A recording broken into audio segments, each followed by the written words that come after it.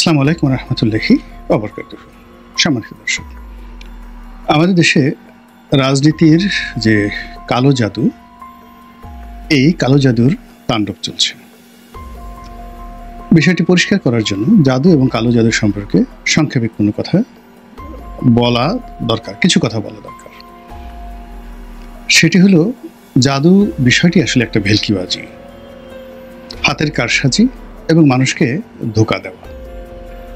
এখনো পর্যন্ত বিজ্ঞান যেটা প্রমাণ করেছে এবং পৃথিবীর সবচেয়ে বড় বড় যারা জাদুকর, যেমন ধরুন ডেভিড কভারফিল্ড, বাংলাদেশে ধরে নাম করা জুয়েল আইস রয়েছেন, তো তাদের যে বক্তব্য, সাক্ষাৎকার, তাদের যে বই, সবই বৈজ্ঞানিক। অর্থাৎ তারা যা কিছু করেন সেটা হলো মানুষের চোখে এমন কিছু তুলে ধরেন যেগুলো মানুষ ধরতে পারে না। মানুষের মধ্যে যেটা আছে, যে থিঙ্কিং স্লো অ্যান্ড ফাস্ট, অর্থাৎ মানুষ, তাদের শতকরা 99% মানুষ, আরও বেশি, আমাদের সমাজের শতকরা 1000-এর মধ্যে 999 জন মানুষ খুব দ্রুত চিন্তা করে এবং খুব দ্রুত সিদ্ধান্ত নেয়, কিন্তু ভেবে চিন্তা নেয়। আর এই যে সে খুব দ্রুত চিন্তা করতে গিয়ে সে তার অতীত অভিজ্ঞতাকে সবসময় সে ভাবে। যেমন যদি বলা হয় গোলাপের রং কি, আপনি 1 সেকেন্ডও চিন্তা করবেন না। তারপরে যদি বলা হয় যে মুসলমানদের যে মৃতদেহ কি করা হয়, আপনি খুব দ্রুত চিন্তা করে বলবেন যে কবর দেওয়া হয়। এই তো এগুলোকে বলা হয় দ্রুত চিন্তা, থিঙ্কিং ফাস্ট অ্যান্ড স্লো। তো এই সংক্রান্ত অতি সম্প্রতি একটা বিখ্যাত বই এক ভদ্রলোক লিখেছেন, তো ড্যানিয়েল কানম্যান। এটা পড়লে আপনি বুঝতে পারবেন যে আসলে আমাদের এই জীবনে কী কাজ করি। তো যখন জাদুকর তার কোনো জাদু প্রদর্শন করেন, তিনি প্রথমত মানুষের এই দ্রুত চিন্তা, মানুষ সচরাচর যে জিনিসগুলো দেখে এবং খুব 1 সেকেন্ডের মধ্যে উত্তর দিয়ে দেয় এবং 1 সেকেন্ডের মধ্যে সে সিদ্ধান্ত নিয়ে ফেলে, ঠিক সেই বিষয়গুলোকে টার্গেট করে তারা জাদু যে কারসাজি, সেই কারসাজি তারা দেখায়। তো এটা মূলত একটা ভেলকিবাজি, হাতের কৌশল, এবং এই কৌশলটিকে তারা ইনস্ট্রুমেন্টালি দেখানোর জন্য অনেক সময় এখানে ফিজিক্স ব্যবহার করেন, কেমিস্ট্রি ব্যবহার করেন, আরও অনেক কিছু করেন। কিন্তু বাস্তবতা হলো যে আমরা যা কিছু দেখি এর একটিও সত্য নয়। এটি হলো জাদু। আর কালো জাদুর যে বিষয়টি, জাদু এবং কালো জাদুর বিষয়টি হলো মানুষের একটা মনস্তাত্ত্বিক ভয় এবং আতঙ্ক। এগুলো সাধারণত পরাজিত পুরুষ, পরাজিত নারী, জীবন যুদ্ধে কোথাও সে সফল হতে পারেনি, অথবা তার সকল চেষ্টা কেবলই মাত্র ব্যর্থ হয়েছে। একটা সময় সে নিজের প্রতি সে বিশ্বাস হারিয়ে ফেলেছে। ফলে কোনো একটা ধোঁকাবাজ যদি তার সামনে এসে একটা কথা বলে, হাতে একটা তাবিজ পরিয়ে দেয়, কিংবা ধরুন একটা পচা মিষ্টির উপরে সে একটা ফু দিল, কুলু কুলু কুলু কুলু মুলু মুলু মুলু মুলু, এরকম একটা কথা বলে মনে মনে কুলু কুলু কুলু মুনু মুনু মনু, এবং ওই লোকটিকে সে শুনিয়ে এই মন্ত্র উচ্চারণ করলো, কুলু কুলু কুলু মুলু মুলু মুলু ফু। তারপর সেই পচা মিষ্টিটি তাকে দিল, এবং যেহেতু সে মানসিকভাবে বিষণ্ণ, তার কাছে মনে হবে যে পৃথিবীর সবচেয়ে সেরা মিষ্টিটি সে খেল। তো এভাবে আসলে কালো জাদু নিয়ে আমাদের এই সমাজে নানা রকম ভয় আছে, আতঙ্ক আছে, ভুল আছে, ভ্রান্তি আছে। তো সেই দিক থেকে যদি আপনি বিবেচনা করেন, অনেকে হয়তো যারা ধর্ম পালন করেন তারা বলার চেষ্টা করেন না, ধর্মে তো শয়তানের কথা বলা আছে। তারপরে ধর্মে যে জাদু করা হয়, আল্লাহ রাসূলকে জাদু করা হয়েছে, তিনি সেই জাদুতে অসুস্থ হয়ে পড়েছেন এবং তার সেই জাদু থেকে তিনি রক্ষা পাওয়ার জন্য আল্লাহ আবার কোরআনের আয়াত নাজিল করেছেন। এই বিষয়টি সম্পূর্ণ আলাদা একটা বিষয়। এখানে তর্ক রয়েছে, বিতর্ক রয়েছে। ধর্ম এরকম একটা বিষয় যে এগুলো নিয়ে আসলে বিতর্ক করা যায় না, এটা একটা বিশ্বাসের বিষয়। কিন্তু ধর্মের বাইরে যে জিনিসগুলো রয়েছে, সেই বিষয়গুলো নিয়ে আপনি আলোচনা করবেন, বিতর্ক করবেন, সমালোচনা করবেন, এবং বিজ্ঞানকে অনুসরণ করবেন। তো বিজ্ঞান আসলে এই সকল জাদু, কালো জাদু, বান, টোনা মারা, এই জিনিসগুলোতে বিশ্বাস করে না। কিন্তু তারপরেও আমাদের এই সমাজে এই জিনিসগুলো প্রচুর চলে। জাদুর নাম শুনলে, কালো জাদুর নাম শুনলে, এই লোকটা জাদু জানে, অনেক শিক্ষিত লোক দেখা গেল তার সঙ্গে গণ্ডগোলে যাবে না। রাস্তার পাশে বসে আছে, মলমূত্র চারিদিকে পড়ে আছে, মাথায় জটা, নাক দিয়ে সর্দি ঝরছে, তারপর শেষে হাতে অনেকগুলো বালা, 3-4টা লাঠি, চুপচাপ বসে আছে, গাঁজা খেয়ে শুয়ে আছে। এরকম কি অনেক লোক আপনার হাইকোর্টের মাজারের আশেপাশে দেখতে পাবেন। তো সারাদিন তারা বসে থাকে, খেয়াল নাই, কোনো কিছু নাই। হঠাৎ করে দেখা গেল গাড়ি থেকে নেমে কোট টাইপের এক ভদ্রলোক, ওরে আমার বাবা রে, বাবা গো, গাঁজা বাবা, অলি বাবা ধরে তার পা সালাম করে চুমু করে তার কাছ থেকে একটা তাবিজ নেওয়ার জন্য তাকে হয়তো দেখা গেল 1 লাখ টাকা দিয়ে গেল। এই ঢাকা শহরে এরকম অনেক ঘটনা ঘটে, এবং এই সকল ঘটনার জন্য অনেক লোক বিশেষ বিশেষ জায়গায় এইভাবে সং ধরে বসে থাকে। তো এই হলো মূলত জাদু এবং কালো জাদুর যে অন্তর্নিহিত কথা। এখন আমাদের রাজনীতিতে এই কালো জাদুর প্রচলন শুরু হয়েছে প্রচণ্ডভাবে এই মুহূর্তে। এর কারণ হলো রাজনীতির যে একটা হিসাব আছে, রাজনীতির একটা বিজ্ঞান আছে। বিজ্ঞানের প্রথম শর্ত হলো আমি বিশ্বাস করি না প্রমাণ ছাড়া, 1। 2 নম্বর হলো বিজ্ঞানের সফলতা কি। বিজ্ঞানের সফলতা হলো অতীতের বিজ্ঞানের যে কোনো একটা থিওরিকে বা বিজ্ঞানের সফলতাকে মিথ্যা প্রমাণ করে ওটার উপর একটা নতুন সত্য প্রতিষ্ঠিত করা, এটাই হলো বিজ্ঞান। এখন রাজনীতি হলো একটা বিজ্ঞান। তো রাজনীতির যদি বিজ্ঞানের সূত্র হয়, সেটা হলো আওয়ামী লীগ যা কিছু করেছে তার চেয়ে আমাকে ভালো করতে হবে। আওয়ামী লীগের সকল ব্যর্থতা, সফলতাকে মাটি চাপা দিয়ে এরকম একটা সফলতার পিরামিড তৈরি করতে হবে যা দেখে সবাই বলবে শেখ হাসিনার চাইতে আমি ভালো শাসক, উত্তম শাসক, এর কোনো বিকল্প নেই। আর যখনই দেখা গেল যে আমি এমন কর্মকাণ্ড করছি, বারবার শুধু শেখ হাসিনার কথা মনে পড়ছে, তখন আমি একজন ব্যর্থ, রাজনীতির বিজ্ঞান অনুযায়ী আমি ব্যর্থ। আর আমার এই ব্যর্থতা যখন আমার চোখে মুখে প্রকাশিত হয়ে যাবে, তখন শেখ হাসিনাকে দেখলে আমার ভয় লাগবে, আতঙ্ক তৈরি হবে হৃদয়ের মধ্যে, এবং তার হাত থেকে বাঁচার জন্য আমি তাবিজ পড়ব, কবাজ পড়ব, সূরা মুখস্থ করব, এবং বিভিন্ন হুজুরের কাছে যাব, হুজুর একটা ফু দিয়ে দেন যেন শেখ হাসিনা আমার উপর আক্রমণ না করে, সে যেন বাংলাদেশে না আসতে পারে, শেখ হাসিনার যেন কুষ্ঠ হয়, তার যেন ডায়রিয়া হয়, ডায়রিয়া মানে কি কলেরা হয়, তার যেন কলেরা হয়, গুটি বসন্ত হয়, তারপর শেষে ও যেন মারা যায়।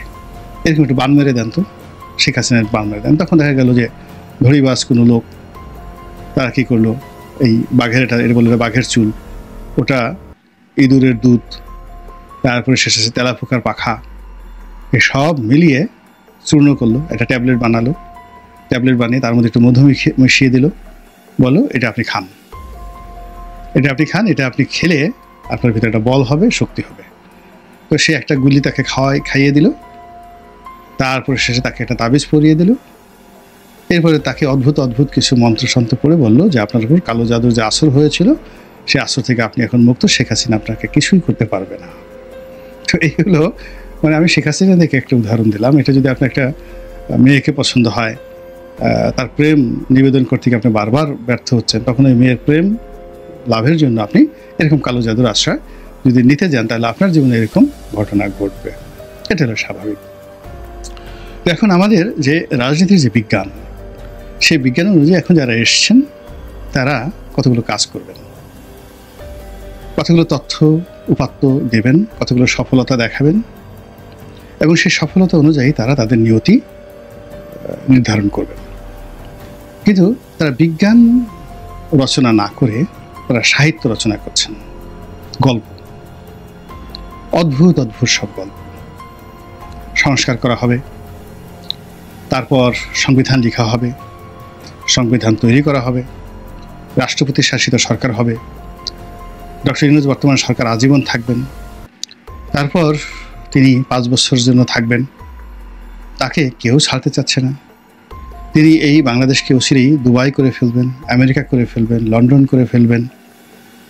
তিনি একজন ম্যাজিক্যাল ম্যান, অসম্ভবকে সম্ভব করার অসংখ্য মন্ত্র তার কাছে রয়েছে।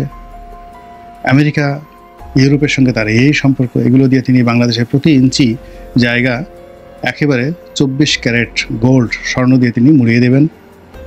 মানুষ এই সোনার যে জমিনের উপর হাঁটবে, সোনার জুতো পায়ে দিয়ে, সোনার পোশাক পরে এবং মাথায় সোনার মুকুট পরে, তারা সোনার ভাত খাবে, সোনার পানি খাবে, মানে গোল্ড যখন গরম করে একদম লিকুইড গোল্ড, সেরকম লিকুইড গোল্ডের তারা পানি খাবে, সোনার মালা পরবে, এবং এগুলো করতে করতে করতে করতে একটা সময় মানুষ জান্নাতে চলে যাবে।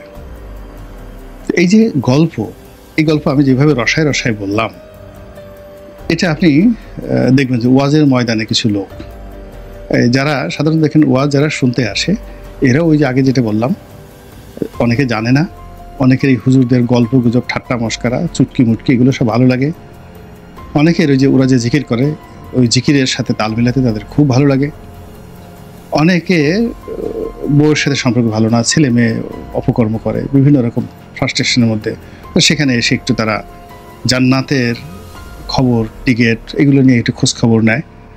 ফলে এই ওয়াজের ময়দানে যারা বসে বসে ওয়াজ শুনতে আসেন, এদের সকলের পেছনেই একটা থেকে 1000টা কারণ রয়েছে।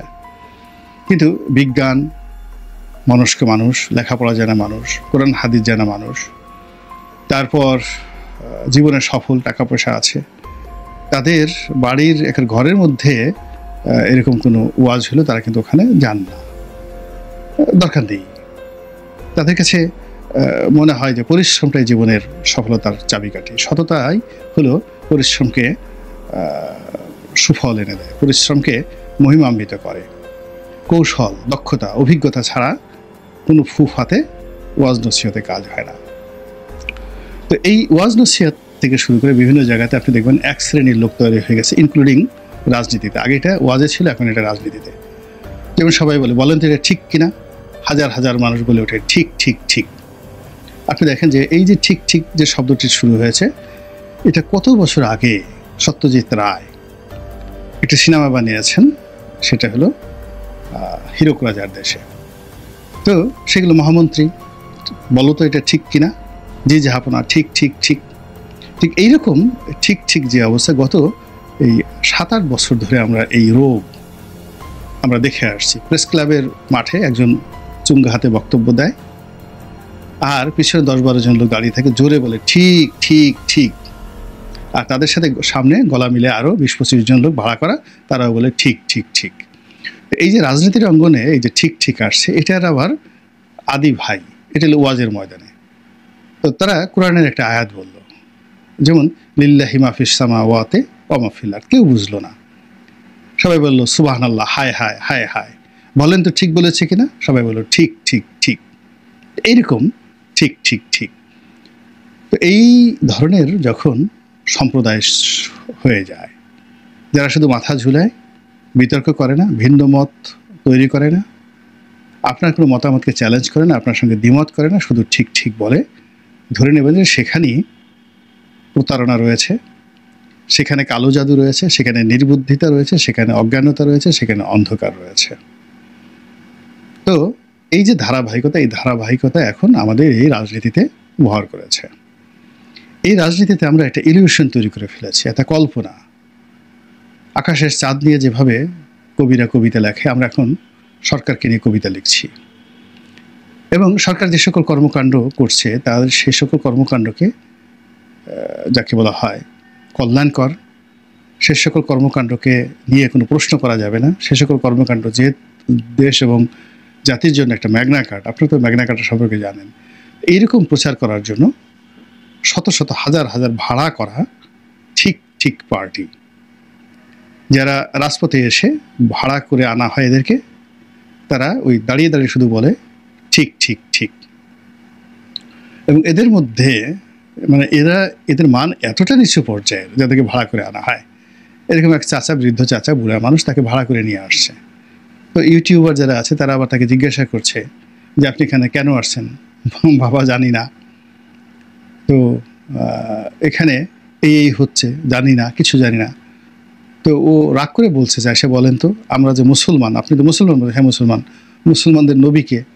তো সেই চাচা বলতেছে হাসিনা, মুসলমানদের নবী শেখ হাসিনা। তা আসছে হাসিনা বিরোধী আন্দোলনে, হাসিনার পতনের জন্য, আর সেখানে হাসিনাকে নবী বলে এরকম একজন লোককে ভাড়া করে তারা নিয়ে আসছে ঠিক ঠিক বলার জন্য। তো বুঝতে পারেন যে সেখানে কী ধরনের কালো জাদু হয়ে গেছে। একইভাবে আপনি যদি এই জাস্টিস মানে যাকে বলা হয় না, রাষ্ট্রপতি আব্দুল হামিদ সাহেবের দেশ ত্যাগ, এখানে গিয়ে দেখবেন উনি যেভাবে গেছেন আর এখন যা কিছু হচ্ছে পুরোটাই কালো।